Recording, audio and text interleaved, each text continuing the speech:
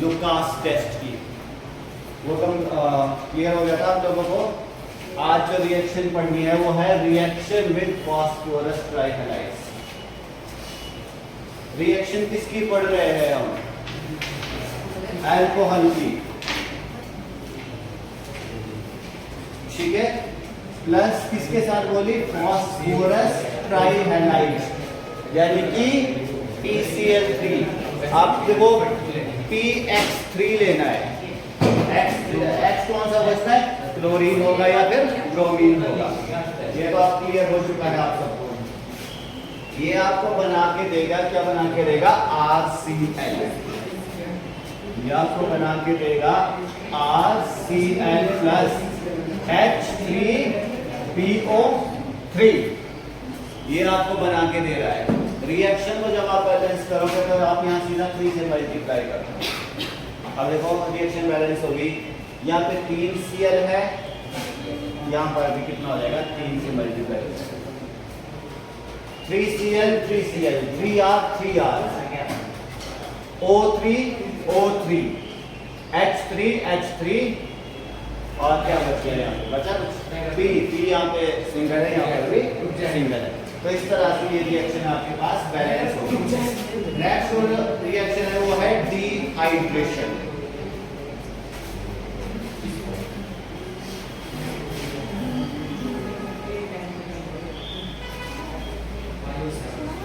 Dehydration reaction,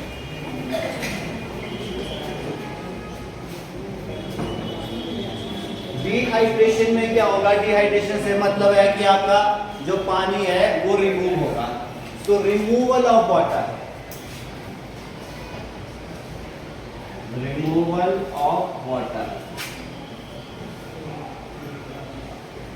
in the presence of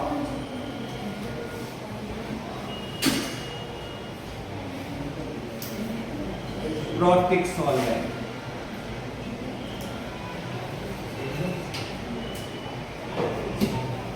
याद है आपको प्रोटिक सॉल्वेंट या प्रोटिक एसिड? कौन से होते हैं protic acid? Like H2SO4, H3PO4, H3PO4 या H3PO3, ये वाले होते हैं पोलर प्रोटिक सॉल्वेंट, ठीक है। और इससे क्या बनता है? फॉर्मेशन ऑफ एल्कीन होती है। प्रोटिक सॉल्वेंट या प्रोटिक एसिड बोल सकते हैं इसको। लाइक क्या है आपके पास?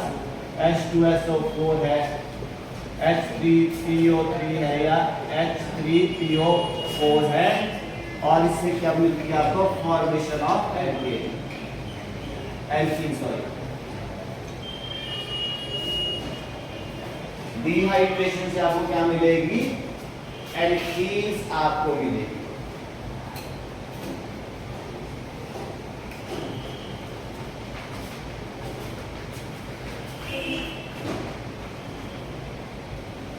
ये क्या है? अल्कोहल है, ऐसे हो गया। आपने क्या डाला इसमें? Protic solvent H2SO4, 443 kelvin temperature आपने इसका मेंटेन किया है। तो बनेगा क्या? एल्कीन बनेगा। एल्कीन बनाने के लिए क्या होगा आपके पास? आपको पता है कि यहाँ से बॉन्ड ये इधर टूटेगा, टूटेगा ना, बॉन्ड टूटेगा।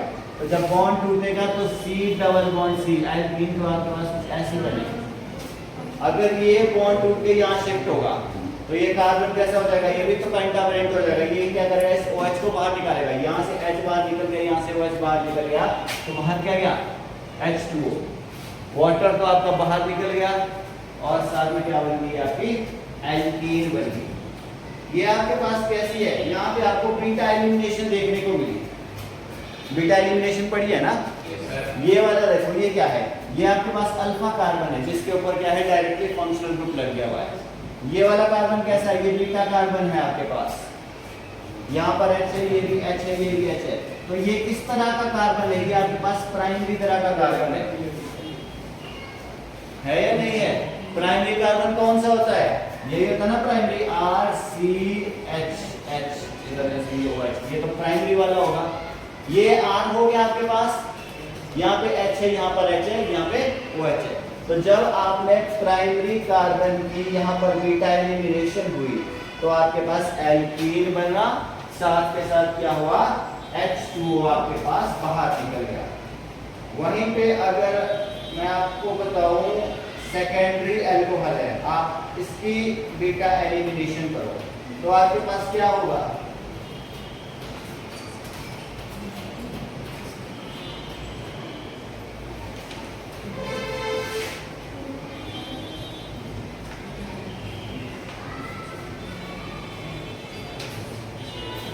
यहाँ पे आप करो H3PO3 की प्रेजेंस में 85% करो, चलिए इसकी बीटा एलिमिनेशन क्या बनेगा आपके पास, यहाँ पर भी 440 कैलोरी टेम्परेचर मेंटेन करो।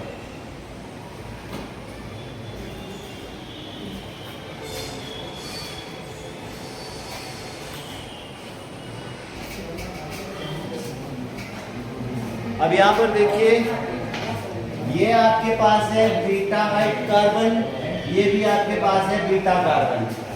तो बीटा एलिमिनेशन इस कार्बन से भी हो सकती है, आपके बीटा एलिमिनेशन इस कार्बन से भी हो सकती है, कहीं से भी करो।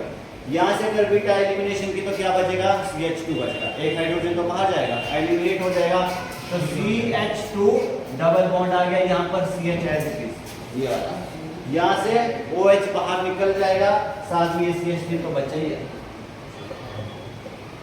H2 तो बाहर चला जाएगा। ये आपके पास हो गया सेकेंडरी एल्कोहल का। अब आपके पास है टर्शरी एल्कोहल की, करो जरा।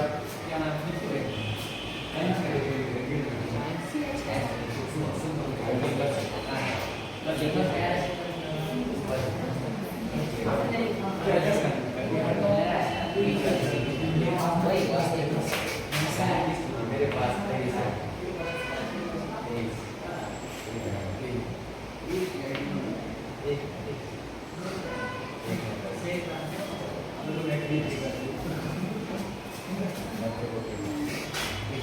383 केल्विन टेम्परेचर पे। अब आपको यहाँ पर देखने को मिलेगा ये वाला भी आपके पास है बीटा वाला, ये भी बीटा वाला है, ये भी बीटा वाला है। अब आप एक चीज को नोटिस करो, जो आपने फर्स्ट वाला लिया प्राइमरी, आपको यहाँ पे कंसंट्रेटेड H2SO4 लेना पड़ा और साथ में 443 केल्विन टेम्परेचर मेंटेन करना पड़ा। दूसरे वाले को देखिए आपने 85% की ओर लिया ये और 440 केल्विन टेम्परेचर रखा। तीसरे में आपको क्या है 20% ही आपको ये लेना पड़ा, 383 का आपको टेम्परेचर मेंटेन करके रखना पड़ा। इसका मतलब क्या हुआ, इसका मतलब ये हुआ कि यहाँ पर जो बीटा एलिमिनेशन करनी है वो कैसी है, आसान है। यहाँ पे थोड़ी सी मुश्किल है, यहाँ पे ज्यादा मुश्किल है बीटा एलिमिनेशन करनी। तभी तो यहाँ पे आपको कम क्वांटिटी लेनी पड़ी आपको एसिड की, यहाँ पे ज्यादा क्वांटिटी लेनी पड़ी, अब यहाँ पे और ज्यादा क्वांटिटी लेनी पड़ी। ऐसा क्यों हुआ आपके पास, क्योंकि यहाँ पे क्या है, यहाँ पे स्टेरिक हिंड्रेंस ज्यादा है। क्या है यहाँ पे, स्टेरिक हिंड्रेंस भी ज्यादा है, बड़ा है आपके पास, तीनों तरफ से बल्कि ग्रुप है। और दूसरी तरफ से क्या है कि जो आपके पास बीटा कार्बन है वो तो तीन बीटा कार्बन है, यहाँ पे बीटा एलिमिनेशन 3 जगह से पॉसिबल है। ठीक है, अगर ये नहीं देगा तो ये तो दे ही देगा, ये नहीं देगा ये दे ही देगा, कोई ना कोई आप बीटा एलिमिनेशन कर ही देगा। यहाँ पर बीटा एलिमिनेशन 2 जगह से पॉसिबल है, लेकिन यहाँ बीटा एलिमिनेशन सिर्फ एक ही जगह से पॉसिबल है, और दूसरा यहाँ स्टेरिक हिंड्रेंस भी नहीं है, इसीलिए यहाँ पर इजी होगा। आप बीटा एलिमिनेशन कहीं से भी कर लो, रिएक्शन में क्या बन जाएगा, CH3 CH, इधर हो गया डबल बॉन्ड, यहाँ C बच जाएगा, इधर CH3 या CH2, और साथ में क्या है बाय प्रोडक्ट H2O तो है ही है। ये हो गया आपके पास टर्शरी वाला। तो अगर आपसे पूछा जाए रिएक्टिविटी टुवर्ड्स बीटा एलिमिनेशन, तो किसकी रिएक्टिविटी ज्यादा है, रिएक्टिविटी टुवर्ड्स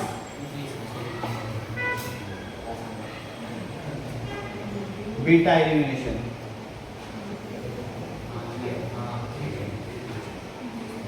किसकी रिएक्टिविटी ज्यादा है बीटा एलिमिनेशन करने के लिए? तो टर्शरी, ये वाला, ये टर्शरी है, ये सेकेंडरी है, ये प्राइमरी है। तो टर्शरी की रिएक्टिविटी सबसे ज्यादा देन सेकेंडरी, देन प्राइमरी की जो रिएक्टिविटी है वो सबसे कम होगी आपके पास।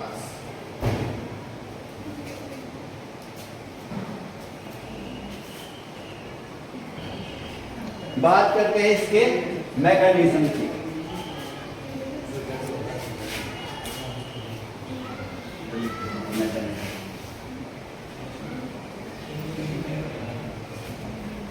अब मैकेनिज्म को ध्यान से देखिए।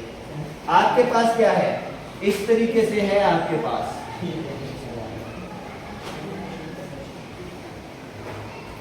ये है आपके पास, ठीक है ना? इस तरीके से था आपके पास, यहाँ H है, यहाँ पर H है, ये H है, ये H। आपने क्या डाला इसमें? Polar protic solvent, H positive acid डाला ना, प्रोटिक एसिड डाला आपने। वो क्या करेगा? H पॉजिटिव रिलीज करेगा। और H पॉजिटिव, अब आपको पता है कि इस ऑक्सीजन के पास क्या है? लोन पेयर प्रेजेंट है। ये क्या करेगा? अपना लोन पेयर क्या करेगा? इस वाले हाइड्रोजन को डोनेट करेगा पहले। और ये रिएक्शन में क्या बन जाएगा आपके पास? ये फास्ट स्टेप होगी, एकदम बहुत जल्दी हो जाएगा ये स्टेप। ये तो CH3 का लिखा हूं, CH3 एज इट इज। अब इसके पास क्या है? CHH, यहाँ पे O के साथ H तो पहले ही एज इट इज है। अब यहाँ पे क्या है? एक और H लग गया, क्योंकि इसने अपना लोन पेयर H को डोनेट किया, तो इसके ऊपर क्या आ गया? पॉजिटिव चार्ज आ गया आपके पास।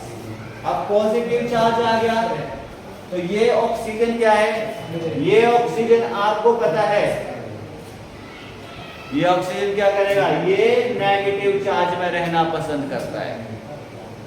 क्या करेगा? ये ऑक्सीजन आपके नेगेटिव चार्ज में रहना पसंद करेगा। तो क्या करेगा? ये इस वाले कार्बन से, इस वाले कार्बन से क्या करेगा? इलेक्ट्रॉन को लेगा। किससे लेगा? इस वाले कार्बन से। जब इसने इलेक्ट्रॉन को लिया तो क्या हो जाएगा आपके पास? ये CH3CH, H इसके ऊपर क्या आ गया? पॉजिटिव चार्ज, ठीक है। प्लस बाहर क्या चला गया? ये H2O आपके पास बाहर चला गया। अब रिएक्शन कैसी हो गई? CH3CH2 positive. अब कार्बन पॉजिटिव रहना पसंद नहीं करेगा, कार्बन पॉजिटिव रहना पसंद नहीं करेगा तो क्या करेगा? ये इस वाले कार्बन को अप्रोच करेगा कि भाई मेरे को लोन पेयर दे दे। अब ये इसका भाई है तो इसको इजीली ये लोन पेयर दे देगा, अपना इलेक्ट्रॉन शेयर करेगा। तो जैसे इसने इलेक्ट्रॉन शेयर किया तो ये बन गया CH2 डबल बॉन्ड CH2, और बाहर क्या छोड़ा इसने? वही H पॉजिटिव जो प्रोटिक सॉल्वेंट है। तो मतलब ये जो रिएक्शन है ये हमेशा ही बैलेंस रहेगी। अगर कहीं इनबैलेंस हो गई, ऊपर से वापस ये अल्कोहल बन गया, तो वो फिर वाला ये वाला H पॉजिटिव है, ये इसको तोड़ने का काम करेगा, रिएक्शन फिर से स्टार्ट हो जाएगी। ये रिएक्शन वापस ऐसे घूमते रहती है। तो ये इसका मैकेनिज्म है, ठीक है। अब रिएक्शन की बात मत लगानी। तो मैं सोचा कि जैसे ही पोलर प्रोटिक सॉल्वेंट आ रहा, सबसे पहले ये हाइड्रोजन गया, फिर ये OH गया और यहाँ पे डबल बॉन्ड बन गया। मैकेनिज्म इसका ये बोलता है कि सबसे पहले जो पोलर प्रोटिक सॉल्वेंट है उसको ये वाला OH अपना लोन पेयर डोनेट करेगा और ये पॉजिटिव बन जाएगा। अब इलेक्ट्रॉन, ये जो ऑक्सीजन है ये इलेक्ट्रोनेगेटिव है, पॉजिटिव रहना पसंद नहीं करेगा। इस हाइड्रोजन से नया रिश्ता बना है तो ये हाइड्रोजन से तो बॉन्ड नहीं तोड़ेगा, बॉन्ड तोड़ेगा कार्बन से, कार्बन का इलेक्ट्रॉन लेके भागेगा तो ये कार्बोकेटाइन बन जाएगा। अब कार्बोकेटाइन भी अनस्टेबल है तो ये साथ वाले कार्बन से इलेक्ट्रॉन लेगा और H पॉजिटिव को बाहर छोड़ देगा। तो ये हुआ आपके पास इसका मैकेनिज्म। तो आज इतना ही पढ़कर आज के लेक्चर में काफी है, बाकी कल पढ़ेंगे।